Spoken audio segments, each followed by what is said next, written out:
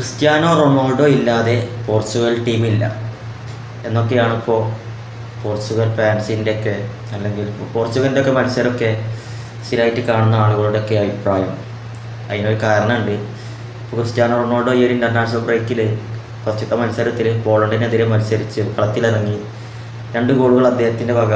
അതിലൊന്ന് bicycle goal, ഒരു അടിപൊളി ഗോള്, പിന്നെ വേറൊരു ഗോളും, അങ്ങനെ 2 ഗോൾ അടിച്ചിട്ട് അദ്ദേഹം ടീമിനെ വിജയത്തിലേക്ക് നയിച്ചു. പിന്നെ ആ ഒരു മത്സരത്തിന് ശേഷം ക്രിസ്ത്യാനോ ടീമിൽ നിന്ന് മാറി നിന്ന് ഇപ്പോൾ അതിനുശേഷം പോർച്ചുഗൽ കളിച്ച മത്സരം ക്രൊയേഷ്യക്കെതിരായിരുന്നു. നമ്മളെ മോഡ്രിച്ചിൻ്റെ ക്രൊയേഷ്യക്കെതിരെ. ആ ഒരു മത്സരത്തിൽ പോർച്ചുഗലിന് വിജയിക്കാൻ കഴിഞ്ഞില്ല. 1-1 സമനിലയാണ് ടീം നേടിയത് ഇന്നലെ. അപ്പോൾ ആ ഒരു മത്സരത്തിൻ്റെ റിസൾട്ടൊക്കെ കണ്ട് ആളുകൾ പറയുന്ന കാര്യമാണ് ക്രിസ്ത്യാനോ റൊണാൾഡോ അല്ലാതെ പോർച്ചുഗൽ ഒരടി മുന്നോട്ട് പോകില്ല. ശരിക്കും പറഞ്ഞാൽ ആ ഒരു മത്സരം ക്രൊയേഷ്യയുമായിട്ടുള്ള മത്സരം അത്യാവശ്യം ടൈറ്റുള്ളൊരു മത്സരമാണ്. കാരണം ക്രൊയേഷ്യ പറയുമ്പോൾ ലോകത്തിലെ ടീമാണ്, പോർച്ചുഗലിൻ്റെ അതേ ലെവലിലൊക്കെ ഉള്ള ടീമാണ്, ലൂക്ക മോഡ്രിച്ചിൻ്റെ ടീമാണ്. അത് വേറെ കാര്യം. ഇപ്പോൾ ക്രിസ്ത്യാനോ റൊണാൾഡോൻ്റെ പോർച്ചുഗലിലെ സ്റ്റാറ്റസ്, അദ്ദേഹം ഈ ഒരു ഏജിലും റെക്കോർഡുകൾ വാരിക്കൂട്ടുന്ന തിരക്കിലാണ് അല്ലേ. 39 വയസ്സായി, 40ാമത്തെ വയസ്സിലേക്കാണ് പോകുന്നത്. ഇപ്പോൾ ഏറ്റവും കൂടുതൽ ഇൻ്റർനാഷണൽ മത്സരങ്ങൾ കളിച്ച താരം, ഇൻ്റർനാഷണൽ ഫുട്ബോളിൽ ഏറ്റവും കൂടുതൽ ഗോളടിച്ച താരം, അങ്ങനെ എന്തെല്ലാം റെക്കോർഡുകൾ ഉണ്ടോ അത് ഓരോന്നോരോന്നായിട്ട് ഇപ്പോഴും വെട്ടിപ്പിടിച്ചുകൊണ്ടിരിക്കുകയാണ് ആൾ അല്ലേ. അദ്ദേഹം 900 ഗോളുകൾ പിന്നിട്ട് ഇപ്പോൾ 1000 ഗോളിലേക്കാണ് അതിവേഗം പോകുന്നത്.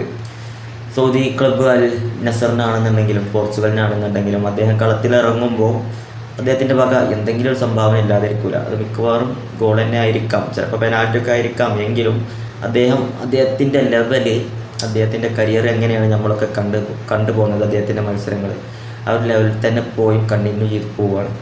അടുത്ത വേൾഡ് കപ്പ്, അതാണ് റൊണാൾഡോൻ്റെയും മെസ്സിയുടെയും ഒക്കെ ലക്ഷ്യം. അടുത്ത വേൾഡ് കപ്പ് വരെ കളിക്കുക. ഇപ്പോഴത്തെ ഒരു സാഹചര്യം എടുത്ത് നോക്കുകയാണെന്നുണ്ടെങ്കിൽ ലയണൽ മെസ്സിയും ക്രിസ്ത്യാനോ റൊണാൾഡോ ഒക്കെ സാധാരണ മുന്നേ കളിച്ച വേൾഡ് കപ്പിലൊക്കെ അവരൊക്കെ വന്ന മാതിരി അടിപൊളിയായിട്ട് വരാം. കാരണം അവർക്ക് അവരുടെ പ്രായം ഒരു വലിയ പ്രശ്നമായിട്ടൊന്നും ഇപ്പോൾ തുടങ്ങിയിട്ടില്ല.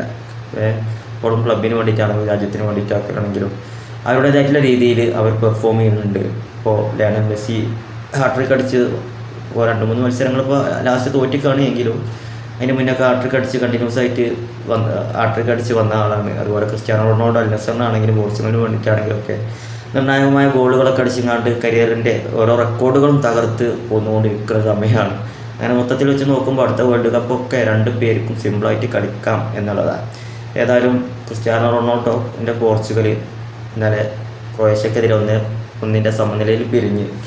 ഫെലിക്സിൻ്റെ വകയായിരുന്നു പോർച്ചുഗൽ നേടിയ ആകെ ഒരു ഗോള്.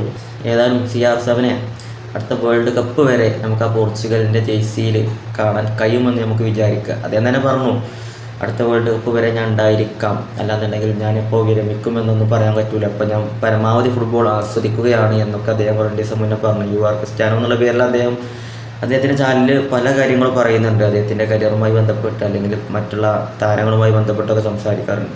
അപ്പോൾ അദ്ദേഹം പറഞ്ഞിട്ടുണ്ടായിരുന്നു, പരമാവധി ഞാൻ ഫുട്ബോൾ ആസ്വദിക്കുകയാണ് ചെയ്യുന്നത്. അതുപോലെ തന്നെ 1000 ഗോളുകൾ, അദ്ദേഹം 900 ഗോള് കവിഞ്ഞ് 1000ത്തിലേക്ക് കടന്നുകൊണ്ടിരിക്കുകയാണല്ലോ, റെക്കോർഡിലേക്ക്. അപ്പോൾ അതൊന്നും ഇപ്പോൾ എൻ്റെ ചിന്തയിലില്ല.